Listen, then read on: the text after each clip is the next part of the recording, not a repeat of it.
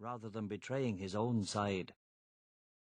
In return for the money, Cassidy gave him information he mostly knew already. Nonetheless, he always felt that if the forces of law and order were coming close to him, Cassidy would somehow make this clear. Cassidy would let him know he believed, either as a favor or as a way of making him panic, or perhaps both. He himself told Cassidy nothing, but he could never be sure that someday his reaction to a piece of information might not be as much as Cassidy would need. "They're watching the Wicklow Mountains," Cassidy said by way of greeting. "Tell them to watch away. The sheep are eating grass. It's against the law." "They're watching the Wicklow Mountains," he said again. "From a cosy armchair in Harcourt Street," he said.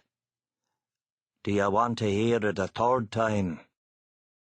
"They're watching the Wicklow Mountains," he imitated Cassidy's Midland drawl. "And they put a young fella onto your case. Mansfield is his name, and you'll be seeing a bit of him, I'd say. You told me that last week." "Yeah, but he's busy already. He doesn't look like a guard. He's looking for jewellery. Tell me something new next week." When Cassidy left, he went back to the balcony and surveyed the grimy world once more. As he turned away, something came to him, a sharp memory from Bennett's jewel robbery. They had ordered 5 of the staff, all men, up against the wall, when one of them asked if he could use his handkerchief. He was alone, guarding them with a pistol, waiting for the others to round up the rest of the staff. He had told the guy in a fake, lazy American accent that if he wanted to blow his nose, then he had better take out his handkerchief, all right. But if he took out one other thing, he would be dust. He had sounded casual, trying to suggest that he was not afraid to address such a stupid question. But when the guy removed the handkerchief, all the loose change in his pocket had come too, coins rattling all over the floor. The men looked around until he shouted at them to face the wall again quickly. One coin kept rolling. His eyes followed it, and as he bent to pick the other coins up, he moved to pick that up too. Then he walked over and handed the coins to the man who had needed to use his handkerchief. This made him feel calm, relieved, almost happy. He would rob more than £2 million worth of jewellery, but he would give a man back his loose change. He smiled at that thought as he came back into the flat and took off his shoes and lay on the sofa.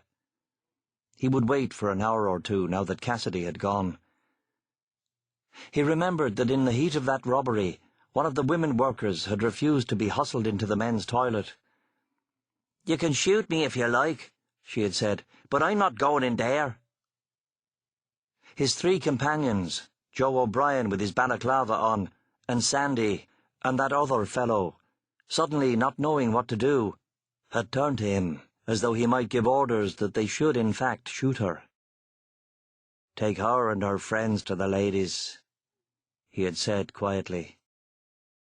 He picked up the newspaper and looked again at the photograph in the Evening Herald of Rembrandt's portrait of an old woman, asking himself whether it was the painting which had reminded him of that story, or the story which reminded him to look again at the photograph.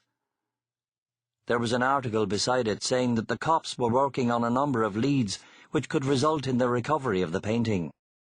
The woman in the painting looked stubborn too, like the woman in the factory, but older. The woman who refused to go into the men's toilet was the sort you would see coming back from bingo with a group of her friends on a Sunday night. She did not look like the woman in the painting at all.